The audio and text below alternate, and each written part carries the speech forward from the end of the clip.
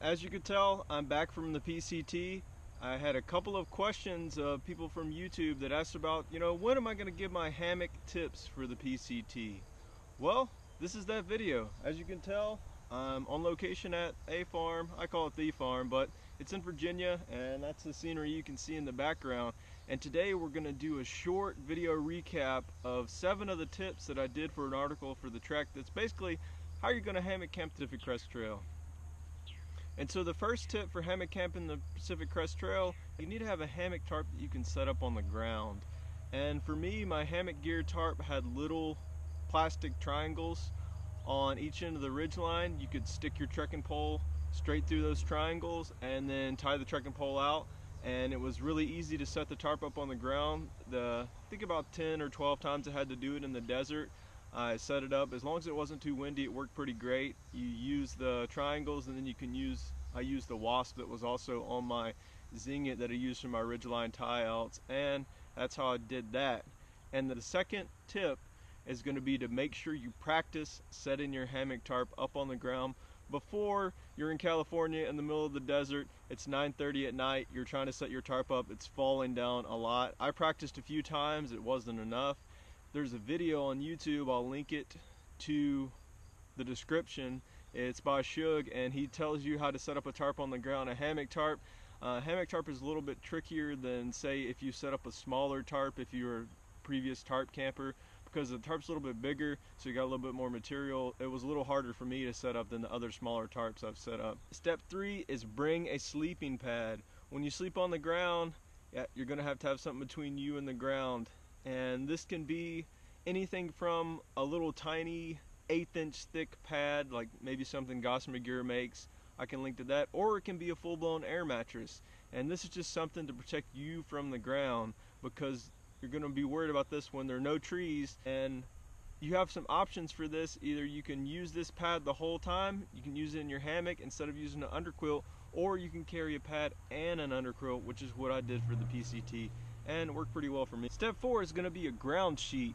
You'll notice in the video on going to ground that he says that you can use your pack liner, your rain jacket, and things like that, which you can, but it was a lot easier for me to use just a piece of polycro ground sheet. You can use Tyvek, it's a little bit heavier, but just use that on the ground, keeps the moisture off of you. And that's pretty much what I used, polycro ground sheet. It weighs like 1.5 ounces about. And another multi-use thing you can use with that polycro is that when you're hanging on your hammock, you can take that polycro and wrap it around your pack to keep animals from chewing on the straps. And then you might say, well, the multi-use, I'll just wrap my rain jacket around there. Well, I wrapped my rain jacket around my pack one night to try to do that, and a deer stole my rain jacket and dragged it about 200 yards and put a big hole in it. So if you're just using a cheap piece of polycro and some animal puts a hole in it, then it's not like getting a hole in your brand new Montbell rain jacket before you even get to wear it 2 or 3 times. And so just get a little piece of polycro, Tyvek, anything like that.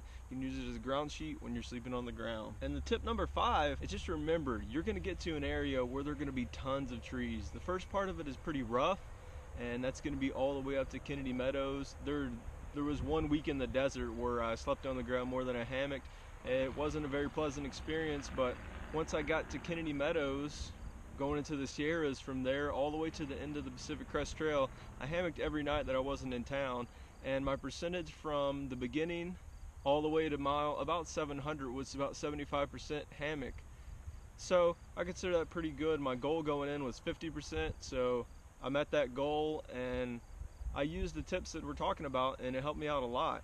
And the 6th tip is going to be a tip that you probably are going to do before you hike the PCT anyways, is shake down your pack. You're going to have all this extra gear with your hammock and with a modified hammock setup to go to ground that you need to really shake down your pack. This is the perfect opportunity to see multi-use items, switch out items for smaller items, because the PCT, when you start, it's going to be very important to have a lighter pack, because you're going to need to carry a lot of water. I was early season, but even early season I was carrying up to 5 liters per stretch, and we were going 20-30 mile dry stretches in the desert.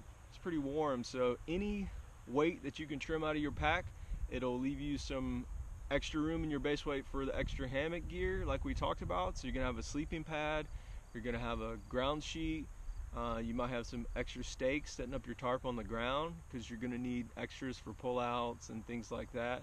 It's up, so shake down your pack. And number 7 is one that is a pretty good strategy in the desert, and that's just be prepared to hike extra miles. In the desert, there was several times during the afternoon where I got to a spot and there really wasn't a place to hammock, but it was probably, I don't know, 5 or 6, and I just decided to hike a few extra hours, get some more miles. And this is really good in the desert because in the desert, the time that you really want to hike is really early in the morning and really late in the afternoon because that's when it's cooled off. Usually during the middle of the day, you take like an hour or 2 hour break. Usually it took an hour or 30 minutes. It depends on how warm it was. And you get some extra miles if you hike a little bit longer in the later part of the day. It's pretty much my 7 hammock tips for the PCT.